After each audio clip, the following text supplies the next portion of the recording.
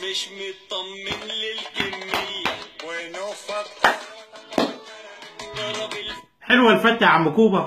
تسلم يا اخويا على الفته، تسلم. ولو عايز تحلي باتنين بومبار زي اللي انت اديتهم لنا دول، عينينا ليك، عينينا ليك. انت ايه اللي قومك من المستشفى؟ ما انت اكلت الفته وخلاص وقلنا راح، قلنا راح وانتهى. يا عم الحاج فلوس الاعلانات حرام. بص بقول لك ايه، اتبرع بيها، اتبرع بيها والناس كتير، انما اللي انت بتعمله فينا ده كده حرام، حرام. ولا هجمه، مبروك ماشي للمنتخب التونسي الاشقاء على دماغنا من فوق، انما احنا يا جماعه ما لعبناش كوره، ما رحناش بهجمه. اقسم بالله انا ما شفتش الجون بتاعهم الا مره او اتنين ولا حاجه. معز بن شريفيه ايه كان معمول له؟ مش عارف مشرفينه في المتعه. وقمر الدين بن يوسف اللي عملنا كنافه بالمانجا في الملعب، فخر الدين ده لا لعيب فخر، لعيب. الواد طويل وعمال يلم. وعيني عبد الشافي خلاص، عبد الشافي اخره مين؟ سيد معوض. دول اللي في طوله، مش جايب له فخر الدين بن يوسف تقول له العب عليه. هيعمل ايه الراجل؟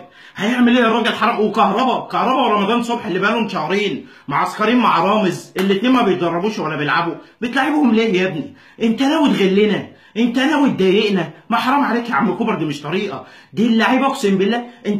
انت حسستني في الماتش اللي انت بتقول لهم ايه؟ انزلوا اهدموا الاكل يا جماعه. تحس ان الناس حاجزه ساعه كده بعد الفطار ونازله تهدم الاكل، كله بيجري وبيلعب على مفيش حد بيجري، دول بيلعبوا على الواقف، بيلعبوا على الواقف. حرام عليك. خط النص بتاعنا مفيش هجمه ما بين كده. طارق حامد يغلط كده، طارق حامد ويلعبها ليعمل عبد الله السعيد، عبد الله السعيد يغلط يعملها سرور لمحمد صلاح، محمد صلاح يغلط يرفعها واحد يشوف.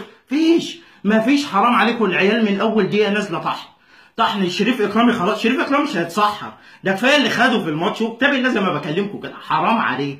انت قلت لهم ايه؟ انت قلت لهم انزلوا كده يا جماعه وخلاص، مفيش خطه. وجرايه يا عم علي معلول مش فاتحه حبيبك، قاعدين في نادي واحد، يقول لك صباح الفل يا ابو المعاليل، تقول له صباح الفل يا ابو الفتوح، بيعزمك على شاي تدي له سجاره. اللي انت عملته ده غلط يا عم علي، حرام عليك. دي انت ولا الفراري يا ابني، دي انت ناقص لك جناحين وانت ايه يا علي؟ طب ارفع هجمه يا علي معانا، حرام عليك. ما شفتكش كده، ما شفتك ايه ده شويه على فتح من ده احنا. بص ده احنا لو البلاستيك يا عم كوبر اقسم بالله ما كانش الماتش يطلع كده.